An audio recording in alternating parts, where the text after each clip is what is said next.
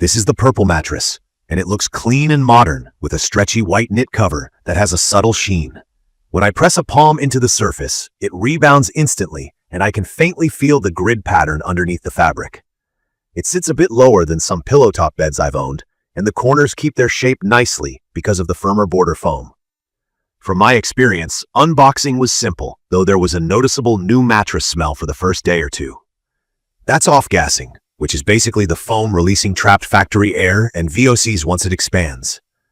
I aired out the room, left the bedding off for a night, and the odor faded quickly. The cover is stretchy on purpose so it moves with the grid, and that's part of why this bed feels so different. Key features that stood out to me over 6 months are the GelFlex Grid, the temperature neutrality, and the quick response. The grid is a rubbery, open, honeycomb-like layer that collapses under sharp pressure but stays supportive under broad pressure. In plain terms, my shoulder and hips sink in just where they need to, while the rest of me feels held up. It's a strange mix that I would describe as squishy and firm at the same time. The first few nights, that sensation was a little odd. I'm an average-build person who sleeps mostly on my side and sometimes on my back, and at first I wasn't sure if I'd adapt.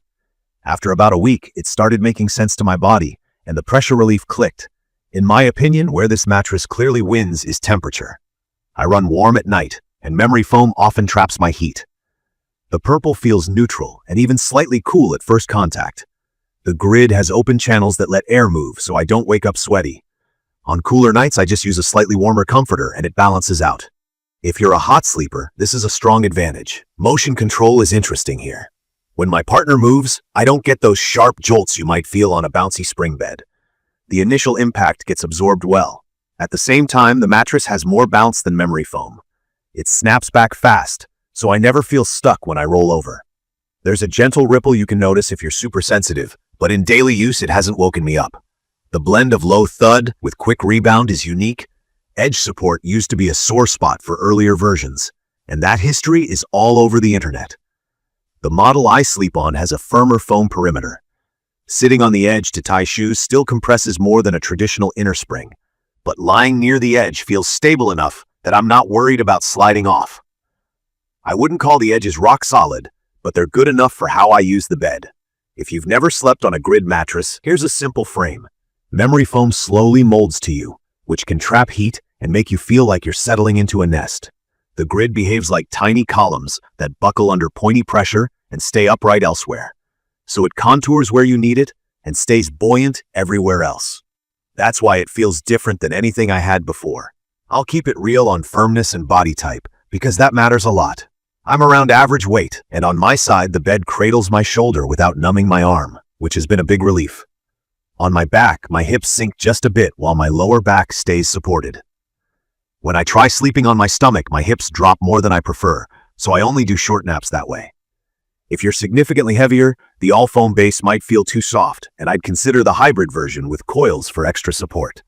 If you're very light and mostly a side sleeper, the grid might feel too firm at first because you may not compress it enough.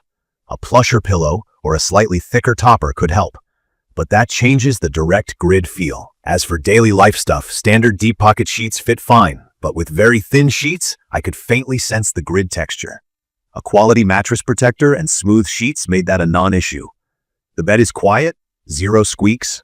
It's heavy to move, so I set it up once and left it. I use a platform base with slats spaced close together, so the grid is fully supported. That's important on this type of mattress. Durability is always the long question with foam and polymers. After 6 months, I see no measurable body impressions, and the surface still rebounds like day one. I rotate the mattress head to foot every month to spread wear. Before buying, I did read mixed stories online about early sagging and tricky warranty claims from some users. I can't speak for every case, but I'm keeping an eye on it over time. If you're worried, make sure your base is solid, use a protector, and understand what the warranty considers a true indentation. Documentation and photos matter for any claim. From my experience, the learning curve is real, but worth it if you match the profile. The pressure relief on my shoulders is the biggest benefit I've felt. I used to wake up stiff. Now I'm getting up looser, and I notice less tingling in my arm. Temperature neutrality is the second big win. I'm not flipping the covers off at 3 a.m. anymore, which used to happen with memory foam. The third thing I didn't expect to like was the bounce. I change positions a lot through the night, and it doesn't fight me. It's perfect for side and back sleepers under about 230 pounds who want a cool, responsive surface without the slow, sinking feel. If you sleep hot, this is an easy shortlist pick. If you're mostly a stomach sleeper or you need an extra firm, flat feel, I'd test it carefully first. Heavier sleepers who love the grid feel might lean toward the hybrid to keep alignment dialed in. I'd recommend this for anyone curious about new sleep tech who has struggled with heat on memory foam and wants pressure relief without losing mobility. In my opinion, the GelFlex Grid lives up to its promise on comfort and cooling. Just set expectations for the unique feel, give yourself a week to adjust, and make sure your foundation is sturdy so you get the support you paid for. In conclusion, the Purple Mattress King has been a strong fit for me after 6 months. The cooling is the standout, the pressure relief is real, motion control is solid, and the edge support is improved enough for my nightly routine. I'm satisfied with how it's holding up so far, and I'll keep rotating it and watching for any changes. If the feel clicks for you, it's a very comfortable way to sleep. If you prefer a classic, firm foam or a traditional spring feel, this won't mimic that. I'll leave the details about the Purple Mattress in the comments for you to check out. See you in the next video.